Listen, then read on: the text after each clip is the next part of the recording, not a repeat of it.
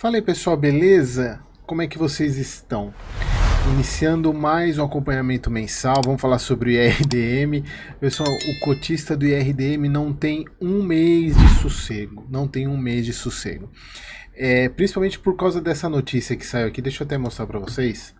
Essa notícia que saiu aqui, que a Vibra Energia dá calote em CRIs e abre precedente perigoso no mercado imobiliário. E um dos CRIs que está em calote é do IRDM, o outro é do VRTA, do valor da Fator. Então, antes de começar, pessoal, eu quero passar um pouco sobre o relatório.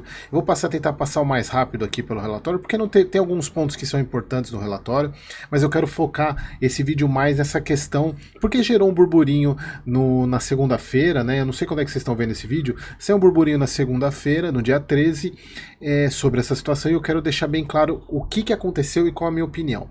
Mas vamos lá, pessoal. Então, o fundo ele gerou mais um mês aumentando o dividendo, mais um mês foi de 81, sendo que ele gerou 86 e reservou 0,5.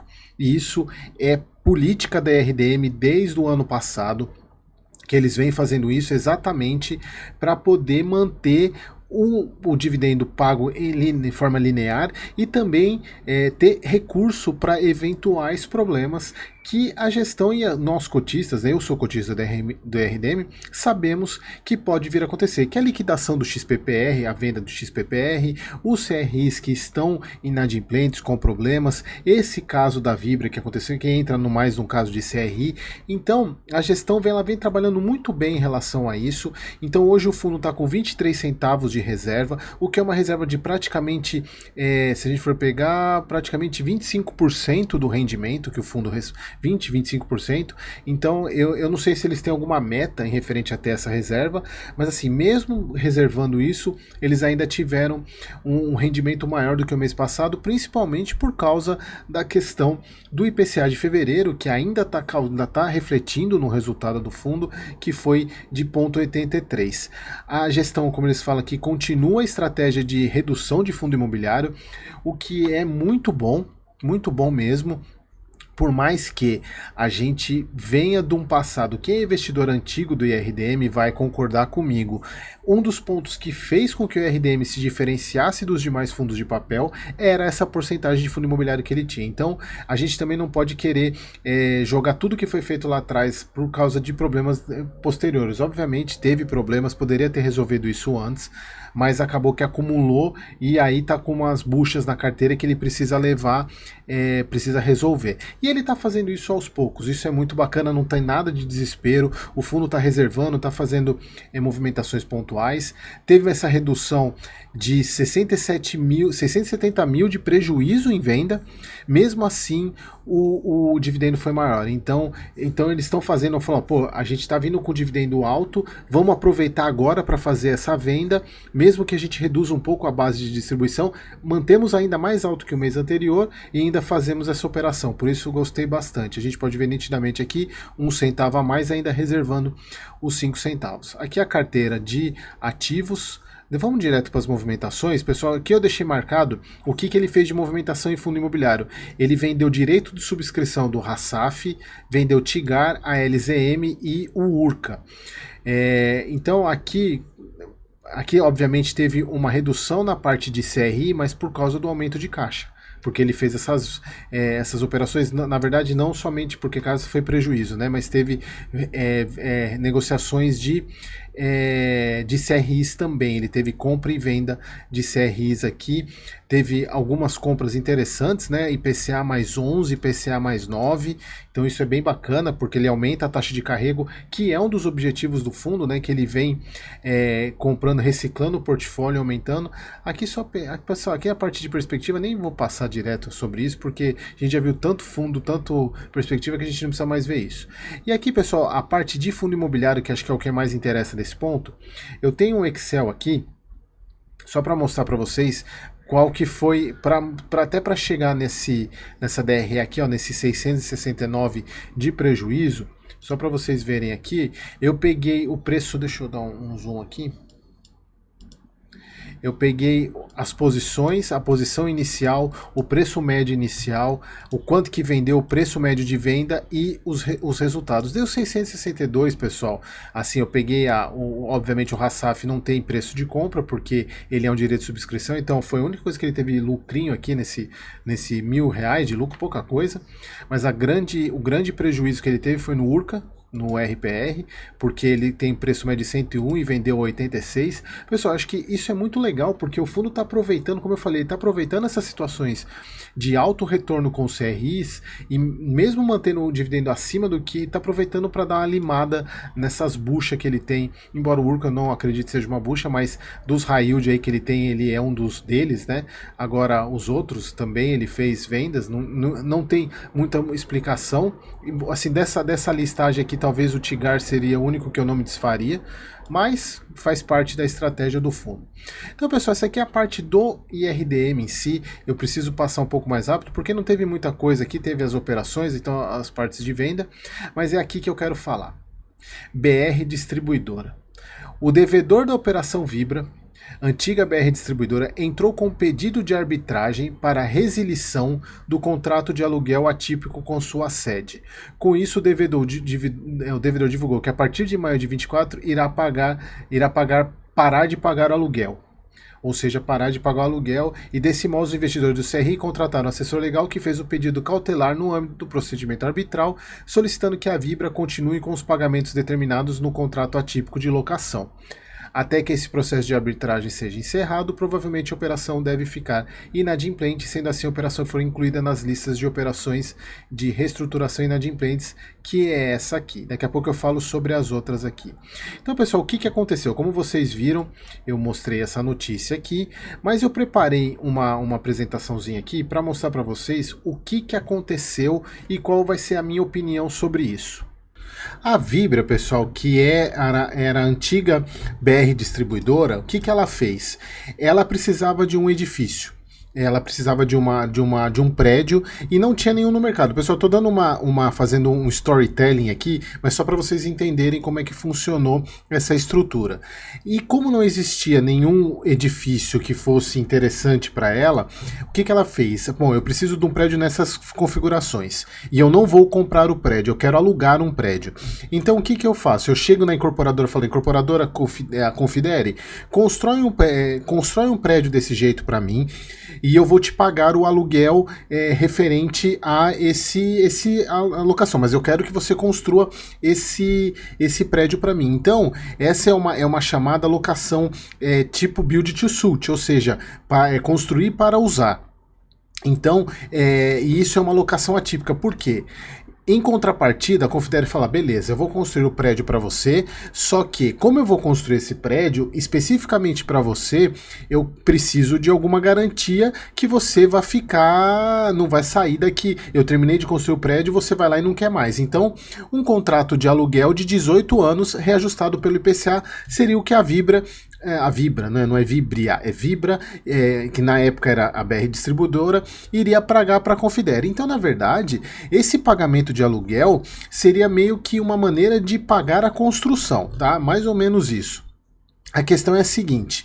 Então, primeiro, só para vocês entenderem como é que funcionou esse contrato. Isso, só para deixar claro, isso aconteceu lá em 2011. Como é que era esse contrato? Então, algumas cláusulas desse contrato. Impossibilidade de renegociação das condições pré-estabelecidas, ou seja, nada disso daqui poderia mudar. Não poderia mudar o prazo, o reajuste, a Vibra teria que pagar esses aluguéis por esses 18 anos, em contrapartida, a Confidere iria construir o prédio e disponibilizar para uso da Vibra. Seria uma locação atípica. E aí, o que essa locação atípica também tem de garantia para o dono do imóvel? Se a Vibra resolvesse sair antes do prazo, ela teria que pagar todo o restante do saldo de contrato. Então, por exemplo, resolveu sair no 5º ano, ela teria que pagar os outros 13 anos de locação, porque isso é assim que funciona o contrato atípico, né? As multas são extremamente pesadas, exatamente para o inquilino não sair do imóvel. E como a gente está falando de uma construção modelo build to suit, então o imóvel está sendo construído sob medidas. As reformas, ou quando é uma reforma build to suit ou uma construção, é sob medida para quem está solicitando. Então nada mais justo do que essa empresa ficar no imóvel, se ela decidir sair antes, que ela pague todo o restante. Então, impossibilidade de renegociação dessas condições. Segundo ponto, a OGB, a Confidere, ela não tinha dinheiro para construir o prédio. Então o que ela fez? Ela falou, beleza, eu vou fazer isso, só que eu preciso ir no mercado buscar financiamento para construir esse empreendimento. E aí ela foi no mercado e levantou recursos por uma emissão de CRI, usando o nome da Vibra. Então, primeiro aqui já é um ponto importante. O mercado, quando as pessoas, os investidores que investiram nesse CRI, que compraram esse CRI, eles compraram o risco da Vibra e não o risco da OGB, porque ela não é uma empresa conhecida. Já a BR Distribuidora, que naquela época era a BR Distribuidora, era muito conhecida. Então ela utilizou o nome em nome da BR Distribuidora para captar esses recursos. E acabei antecipando, está aqui escrito, né, que a captação desse CRI poderia ser feita em nome da Vibra.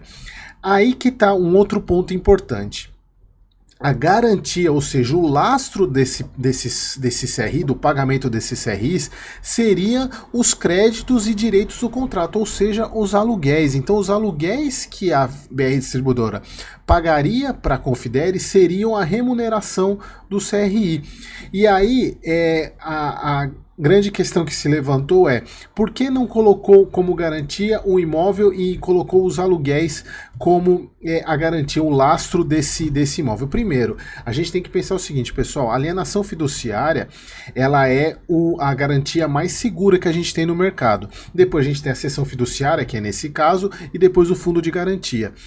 Então, no momento que foi feito a alienação, a estrutura, se colocasse para quem estivesse investindo no CRI a garantia como alienação fiduciária, talvez a taxa, o spread do CRI não fosse convidativo. Por quê? A partir do momento que você aumenta a garantia, você deixa a operação com menos risco, obviamente o retorno é menor. Então talvez nessa época não fizesse sentido fazer isso.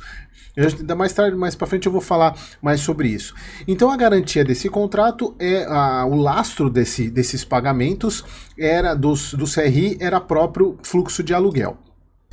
E aqui eles colocam aqui, em caso de rescisão, ela deveria, foi o que eu falei para vocês, ela deveria pagar a Vibra, né? Deveria pagar a totalidade dos aluguéis a ter vencimento, que é a característica do contrato atípico, beleza? Então esse foi a estrutura de contrato, beleza? A Vibra aceitou, foi construído o prédio e a Vibra, no caso a BR Distribuidora, ocupou o imóvel e começou a operar. Só que em 2022 a Vibra ela decidiu entrar com um procedimento arbitral para rescisão ou revisão do acordo. E no momento que ela fez isso, ela já foi rebaixada pela FIT. Que rebaixou a Vibra de AA para devedora. Isso, qualquer emissão que ela faria de debenture já não seria mais A, seria devedora. E qual foi o motivo alegado pela Vibra para pedir uma rescisão desse contrato, desses pagamentos de aluguel ou revisão do acordo? Porque a Confidere, ela entrou em recuperação, não sei se ela entrou em recuperação judicial se caminhou para ter muitos problemas, ela estava em problema. E aí penhorou-se o imóvel que a Vibra estava alugando, que era de propriedade, obviamente, da construtora, da Confidere, então esse bem foi penhorado. Só que a questão é a seguinte: antes da situação, por que ela poderia pedir rescisão? Isso na cabeça dos administradores da Vibra. Primeiro, quais são os motivos que a Vibra poderia pedir rescisão? Primeiro, desapropriação, intervenção, que seria uma intervenção do Estado. Não aconteceu isso. Aqui eram dívidas da Confidere que utilizaria-se o imóvel para quitar essas dívidas. Então ele foi a leilão para poder acontecer isso. Bom, desapropriação não era. Impedir a posse do imóvel, a Vibra impedida de usar o prédio, o que não foi o caso, ela continuava usando o prédio estava alugado, porém esse prédio seria leiloado. ou falência ou recuperação judicial da locadora, o que também não aconteceu. Ela estava com dívidas e o imóvel seria penhorado. Então, nenhum dos motivos elencados no contrato para rescisão foram atingidos, digamos, né? Nenhum deles. Então, não haveria, em tese, motivo para a Vibra pedir essa rescisão ou revisão do contrato. E aí aconteceu o seguinte: esse imóvel foi a leilão. Porque ele foi utilizado o imóvel para pagar as dívidas da construtora. Só que aí que está aqui já começa o grande momento e a grande explicação para essa situação. Qualquer um que fosse o adquirente desse leilão, qualquer um que comprasse esse prédio, ele teria que respeitar esse contrato que a Vibra tinha atípico no caso, a construtora. Então, era como se você trocasse o dono do prédio por outro, e ele assumiria esse contrato, ou seja, a Vibra passaria a pagar para ele, e esse pagamento seria a base para pagamento dos CRIs. Só que aí que tá. A grande questão é o seguinte, como eu coloquei aqui, o contrato de locação é vigente, o aluguel seria direcionado para o pagamento desses CRIs. Então isso trouxe uma baixa adesão. Por quê? Imagina, eu vou comprar um prédio, só que eu não vou receber o prédio agora. Eu tenho que honrar com esses pagamentos, eu tenho que receber os aluguéis, esses aluguéis não vêm para mim, eles serão usados para o pagamento dos CRIs. Então teve uma baixa adesão. E quem foi a única que se interessou em comprar? A própria Vibra. Ela comprou um edifício de 127 milhões que estava avaliado em 267. O que aconteceu aqui? Acho que vocês já são espertos suficientes para entender o seguinte: a Vibra pagava o contrato o aluguel para a construtora, que era dona do prédio, e ela passou a ser o dono do prédio, ou seja, ela pagaria aluguel para ela mesma. Então foi essa alegação que a Vibra usou. A gente já vai ter até a explicação da Vibra, qual é o motivo dela. Então, aqui que já começa a entrar o ponto. Qualquer pessoa que lesse o edital saberia que o contrato ele teria que ser vigente, continuaria sendo vigente. A Vibra ela deveria continuar a pagar o aluguel independentemente de quem comprasse o prédio. No caso, foi ela que comprou. Então ela teria que comprar por quê? A estrutura que foi montada, o CRI que foi montado, o pagamento dos aluguéis fazia parte do pagamento dos CRIs, independentemente de quem comprasse esse imóvel. Então, se não fosse a Vibra que tivesse comprado, tivesse sido uma outra empresa, a Vibra continuaria usando o edifício, alugando o prédio e pagando os aluguéis normalmente. Essa empresa que comprou o prédio usaria esses aluguéis para pagar o CRI sem problema nenhum. Só que quem comprou foi a Vibra. Então, ela deveria continuar pagando. Nem o leilão, nem a arrematação do edifício impactaram na posse. Então, o leilão não impactaria o acesso da Vibra no próprio prédio, exatamente porque o edital continha essas cláusulas que quem comprasse o imóvel deveria continuar mantendo o contrato. Então, e a Vibra, ela tinha ciência que havia essa operação.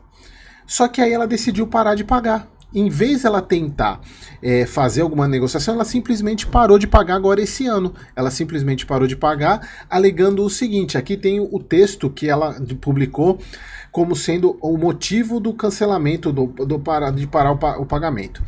A empresa tinha como construtora a Confidere, com a empresa, né, a Vibra, no caso na época a BR Distribuidora, tinha com a construtora Confidere um contrato modelo Build to Suit, que previa o pagamento de aluguéis até o ano de 2031, após o que a Vibra tornaria-se proprietária do prédio.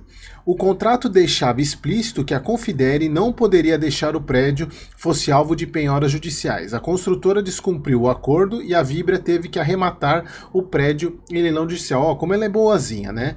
Em abril de 2024, por 133 milhões. Uma vez que a empresa tornou-se dona do prédio, não há sentido legal ou contratual em seguir pagando os aluguéis. Desde então, a Vibra tornou-se credora, proprietária e devedora locatária. hipótese legal em que a Vibra fica livre de qualquer obrigação com a Confidere. Além disso, não há previsão contratual para o pagamento de todos os aluguéis até o final do contrato, caso da locação ser extinta por culpa da Confidere, e baseado em inadimplentes dela, penhoras leilão judicial, a não ser como obrigação da Confidere no contrato firmado entre essa e a securitizadora, no qual não assinamos e não fazemos parte, e possui suas próprias garantias perante os investidores, os quais deverão ser acionados. Ou seja, eles literalmente, não vou usar o termo agaram, né? Agaram para os investidores. Simplesmente eles compraram o imóvel e falaram, não vamos mais pagar o aluguel. Mas antes de eu dar minha opinião, eu quero só mostrar para vocês o levantamento que o Clube FII fez. São 3 CRIs que foram estruturados com esses códigos aqui, com 2 securitizadoras, a Bari, a Alpé, a Ceres. Quem são os investidores aqui? São mais de 1.000 investidores, sendo que tem muitas pessoas físicas que compraram o próprio CRI e 3 fundos imobiliários, o BCRI11 e aqui o que interessa para esse vídeo, né, o IRDM11 e o VRTA11. E aqui os vencimentos desses CRIs. E isso pode abrir um precedente perigoso, e aí eu vou voltar aqui para mim, porque aqui esse ponto é importante. Pessoal, é o seguinte, primeiro, existe eu estava lendo alguns comentários, né, falando que o erro foi o CRI ter sido feito, o lastro dele, a garantia dele, ter sido feito o imóvel e não os aluguéis, porque a partir do momento que vendesse o imóvel, os CRIs teriam sido quitados. Aqui já começa o primeiro erro, por quê? A partir do momento que o imóvel foi vendido por 127 milhões, a dívida a dívida ainda tinha 400 milhões para pagar. Então, não bastaria vender o imóvel para quitar o CRI. Aqui já é o primeiro ponto que já mata isso. E aí volta naquilo que eu falei. No momento da estruturação desse CRI, talvez, por ser uma garantia um pouco menos segura, a cessão fiduciária do que a alienação fiduciária, a taxa do CRI foi maior, o que talvez tenha sido esse o motivo que os investidores se interessaram. Se fosse uma alienação fiduciária, por ser mais segura, pode ser que o CRI não tivesse uma taxa atrativa. É muito fácil, aí esse é um ponto muito importante, é muito fácil a gente falar agora, depois do que aconteceu. É muito fácil a gente falar devia ter feito isso. Naquele momento se estruturou assim. Então, esse é um ponto importante. O segundo ponto, a Vibra, ela assinou um contrato atípico de locação até 2031. E esse contrato ele não teria revisional, ele só seria reajustado pelo IPCA. Então, esse contrato ele teria que ser válido até 2031. Então, eu entendo isso, pessoal. O contrato ele foi feito para ser cumprido, independentemente de quem é o dono do imóvel. Esse contrato de locação ele foi feito com vencimento em 2031. Então, quem comprou o imóvel passou a ser na verdade só houve uma troca de empresas, né, que seriam você tem o inquilino e o proprietário. Só mudaria o proprietário, mas o contrato continuaria sendo válido. Então, a partir do momento que você tem um contrato, a gente espera que a Vibra cumpra o contrato. Porque se a gente não cumprir esse contrato, a gente volta para o tempo das cavernas. Ou seja, não precisa ter contrato, então vale o que o mais forte decidir. Então, isso já é um ponto que, na minha visão, abre-se um precedente perigoso, e eu já vou falar o porquê disso. E o outro ponto é o seguinte, sobre a questão do CRI. A Vibra, ela pagou, o CRI foi estruturado para construir o prédio, ou seja, ele é a dívida da construção do prédio. Aí a Vibra vai lá e dá uma despertona, paga metade do valor, de avaliação, e ainda tem um saldo de pagamento. E tem um outro ponto que é importante, é o seguinte, eu vi alguns comentários falando o seguinte, imagina se você aluga um prédio, aí você vai lá, compra esse prédio, você deixa de, você vai pagar aluguel para você mesmo, quem não pararia de pagar? A grande questão é a seguinte, esse exemplo não é válido porque o prédio foi construído por causa do CRI. O CRI levantou os recursos para a construção do prédio e ele precisa ser pago. Então, quando a Vibra paga os 127 milhões, ainda tem todo o saldo restante do pagamento do prédio que ela comprou. Então, nesse caso, a Vibra achou uma oportunidade aí de ser a espertona no caso. Ou seja, aí eu compro o prédio pela metade do que ele vale no valor no leilão e esqueço a dívida dele. O que para mim, isso é o grande problema. Ela esqueceu que o CRI, sem o CRI, esse prédio, as 3 séries de CRI, esse prédio não teria sido construído. Então, esse acho que é o grande ponto. E aí, por que eu acredito que isso abre um precedente perigoso se a Vibra ganhar na corte arbitral? Quem é que vai estruturar um acordo, um CRI, para esse modelo build-to-suit, sabendo que existe uma jurisprudência que a empresa simplesmente pode deixar de pagar ao momento que ela quiser, porque já existe uma jurisprudência que define que a empresa, se ela decidir pagar, ela vai lá e compra o imóvel e decide parar de pagar. Porque ela vai pagar o valor a menor, porque o imóvel tem uma dívida, ela vai pagar esse valor a menor, porque o mercado vai precificar esse preço, e a dívida ela esquece porque ela vai estar pagando aluguel para ela mesma. Então, quem vai estruturar um CRI nesse modelo build-to-suit sabendo que existe essa jurisprudência? Na minha visão e com os analistas que eu conversei, que são analistas sérios, acreditam que a chance da Vibra ganhar é muito pequena, porque de fato isso daí abriria um precedente perigoso sim para esse tipo de estrutura, mas por outro lado também, isso também serve como uma lição para o mercado imobiliário para estruturar melhor os CRIs, não deixar esse tipo de situação mais acontecer. Então isso para mim acho que é um grande ponto. Além do que, se a Vibra ganhar, o investidor do CRI vai sofrer, vai ter problema, porque ele colocou o dinheiro dele lá atrás, comprando esse CRI, e ele não vai receber, ou ele vai receber muito menos, porque ele pagou a construção desse imóvel. E aí ele não vai receber porque a Vibra decidiu não pagar.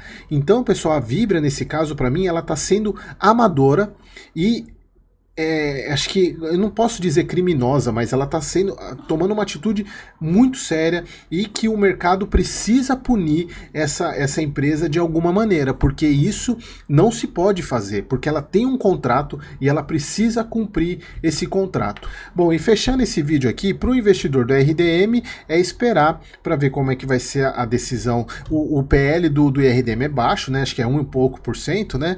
Então ele está inadimplente para o IRDM, embora o IRDM está fazendo a reserva para cobrir esse tipo de situação, mas a gente vai continuar acompanhando e vamos ver como é que vai continuar essa situação. Se tiver alguma notícia, tiver a decisão, eu volto a falar. O que mais me deixou surpreso foi a Vibra simplesmente ter decidido parar de pagar sem esperar a decisão. Ela simplesmente decidiu de pagar, porque o normal seria ela entra na corte arbitral, continua pagando, aí tem na decisão, ela para. Simplesmente ela decidiu parar. Então, isso é muito ruim para o mercado e a gente tem que monitorar para ver em que ponto que vai ficar isso. Beleza, pessoal? Espero que vocês tenham entendido. Qualquer dúvida que vocês tiverem, deixa aqui nos comentários desse vídeo, tá bom? Aquele abraço.